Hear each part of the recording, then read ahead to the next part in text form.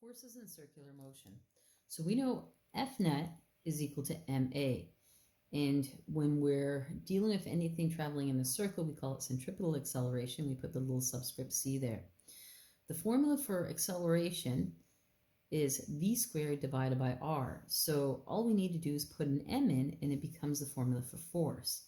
The same thing for the period formula, because the period formula was 4 pi squared r divided by t squared. We put the m in there, and now we have the formula for force.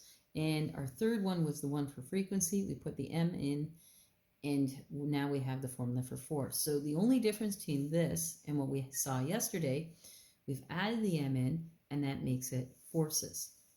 It says, since the centripetal acceleration is directed towards the center of the circle, the net force must also be directed towards the center of the circle. So our F centripetal is our F net. Example number 1. A car of mass 1.1 times 10 to the 3 kilograms, so I know my mass is 1,100 kilograms, negotiates a level curve, so that means there's no slope on it, at a constant speed of 22 meters per second. So we have v is equal to 22 meters per second, and the curve has a radius of 85 meters, so we know what r is. So in part A, we want to draw a free body diagram. So let's do that. We're going to just draw the car as a box. Well, pulling the car straight down is always going to be the force of gravity. So we know force of gravity is going straight down.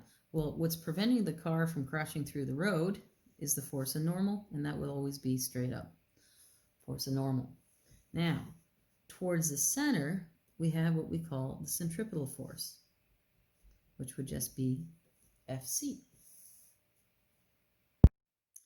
In part B, it's asking us to determine the magnitude of the force, and the force that we have is the centripetal force going in, because these two cancel each other out. So we know our formula for the centripetal force is just simply mv squared divided by r. So we just plug in what we know. The mass is 1,100. V is 22 squared divided by the radius, which is 85. And we get 6,263.3. We want to round to the proper number of significant digits, which in this case would be 2. So it becomes 6.3 times 10 to the 3 newtons. Part C says, determine the minimum coefficient of static friction needed to keep the car on the road. So that means my centripetal force must be equal to my force of friction to keep it on the road. And the formula for force of friction is mu mg.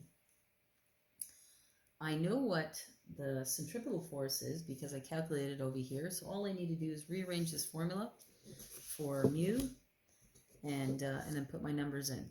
So to get mu all by itself, I'm going to divide both sides by mg, and I'll end up with mu is equal to the centripetal force divided by mg. Centripetal force was already calculated to be 6,263.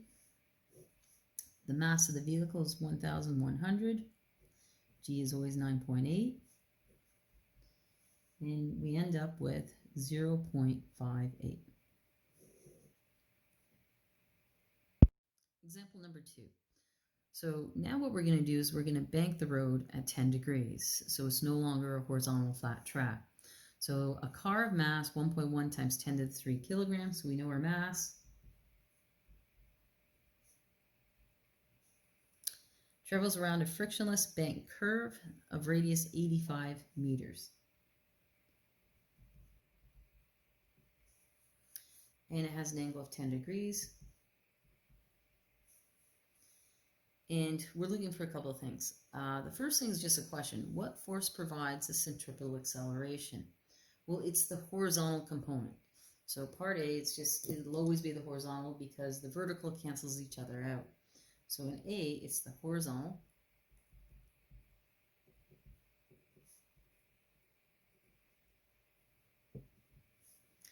All right, let's try to figure out part B now. So what we need to do is draw this. So I'm going to draw my road, which is on an angle. I'm going to over-exaggerate the 10 degrees. We're going to draw our little car on the road. And we're going to draw in our vectors. So I know always pulling straight down is the force of gravity, which is just mg. So straight down is the force of gravity, which is just mg. Perpendicular to the road is always going to be the force of normal. That's the force of normal.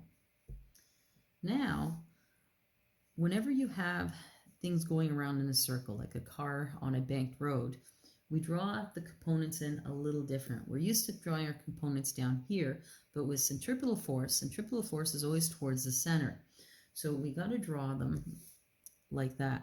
So if I extend my mg straight up, then I can draw in my centripetal force. My centripetal force always points towards the center, and that's a little different. So my centripetal force points towards the center. I know one other piece of information, and that this is 10 degrees. Well, whatever angle this is at, my little angle up here is also the same. So that's also 10 degrees. So I know a few more things. If this is mg going down, well, this one's the same going up. So this light blue vector that goes straight up is equal to mg. It's also the one that's adjacent to the hypotenuse, because this makes a right angle. So when we have adjacent, we're going to use cos. So it's equal to the hypotenuse, which is the force of normal, cos theta. Well, the centripetal force, which is my net force, which is equal to the formula that we know, that's mv squared divided by r, well, it's opposite. It's the opposite. So I can write out, it's the force of normal sine theta. Now, there's a slight problem here. I don't know what the normal force is, but I can rearrange this formula to solve for the normal force. So that's what I'm going to do next. So I'm just going to move this over a little bit. So I'm just going to take this, actually I'll do it on this side. So I'm just going to rewrite that formula right here. So it's mg is equal to the force of normal cos theta. So I'm just taking this formula, wrote it over here. I want to get the normal force all by itself. So to do that, I divide both sides by cos. So I have Fn is equal to mg cos theta. Now what I can do is I can plug it into my other formula. So where I see an Fn in this formula, I can put it in. So I'm just going to rewrite the top formula, my centripetal force formula, which is Fc is equal to Fn sine theta. Where did that come from? It just came from my diagram up here. So the centripetal force always points towards the center, and it'll always be Fn sine theta.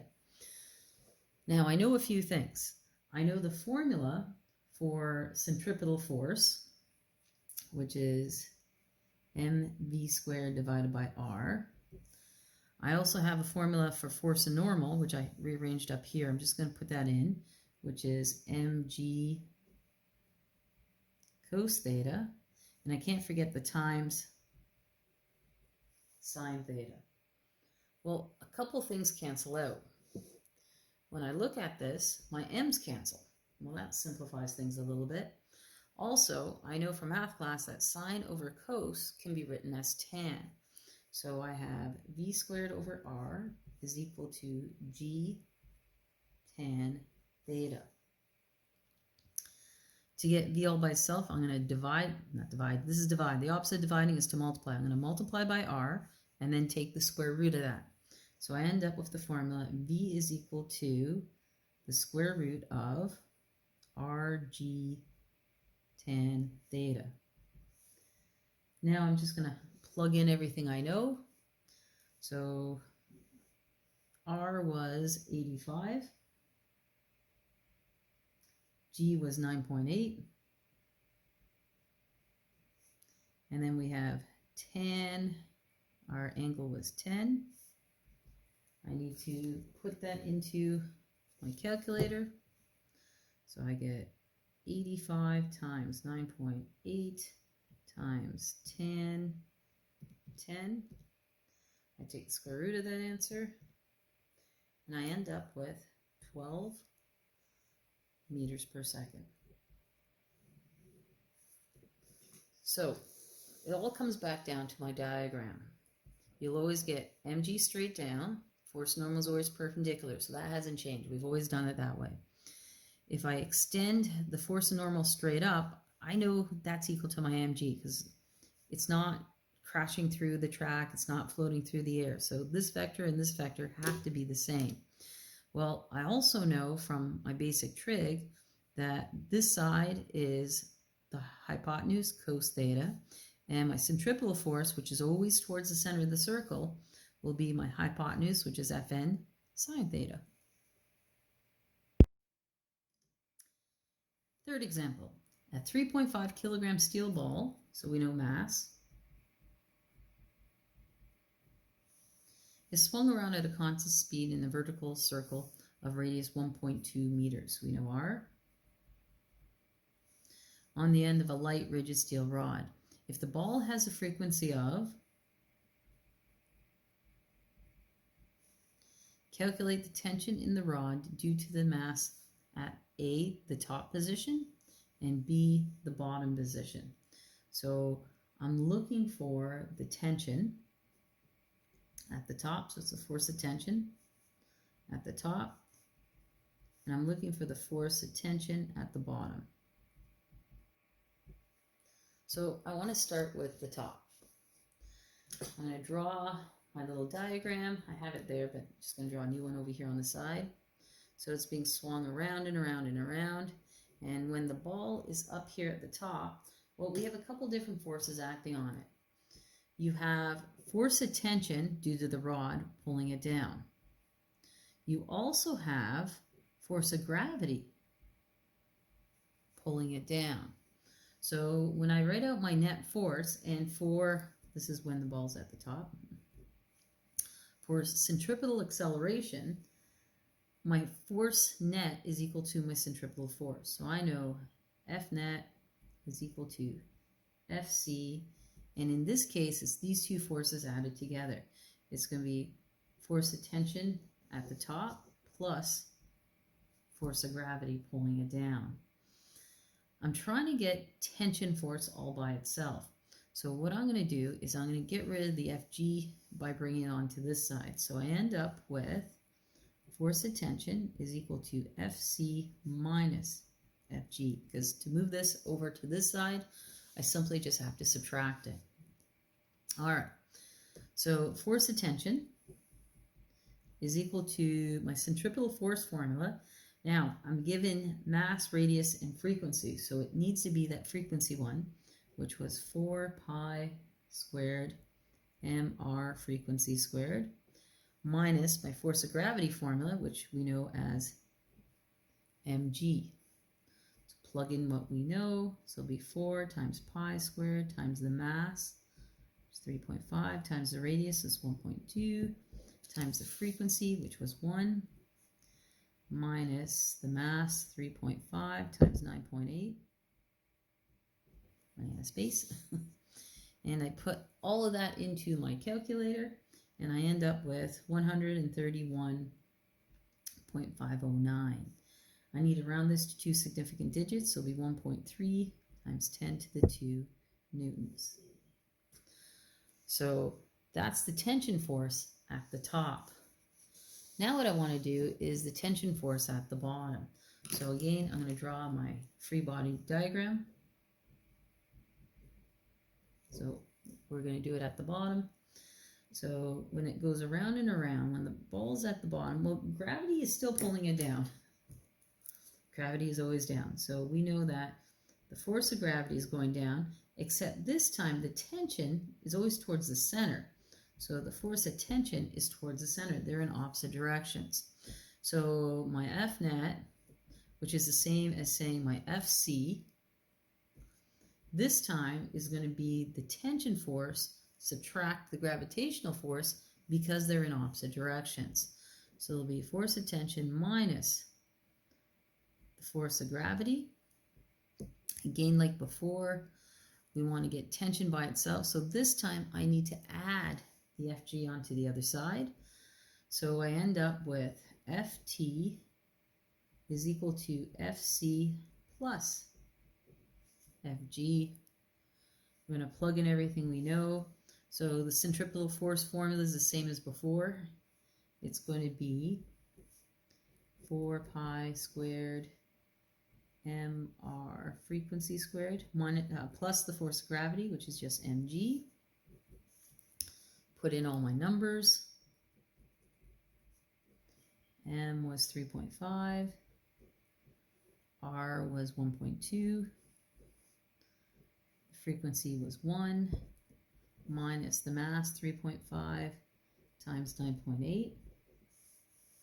Say minus, plus. This time we're plus. When I put it all into my calculator, I get 200.109. When we round that properly, it'll be 2.0 times 10 to the 2 newtons. So the difference is in the pictures. So at the top, well, the rod's obviously pulling it down towards the center, gravity's pulling it down towards the center, and that's why these two things are added before I rearrange my formula. At the bottom, well, gravity gain is always down, but this time the rod is pulling up towards the center. So in my formula, that's why this is minus before I rearranged it, because it'll be the tension minus gravity because they're in opposite directions.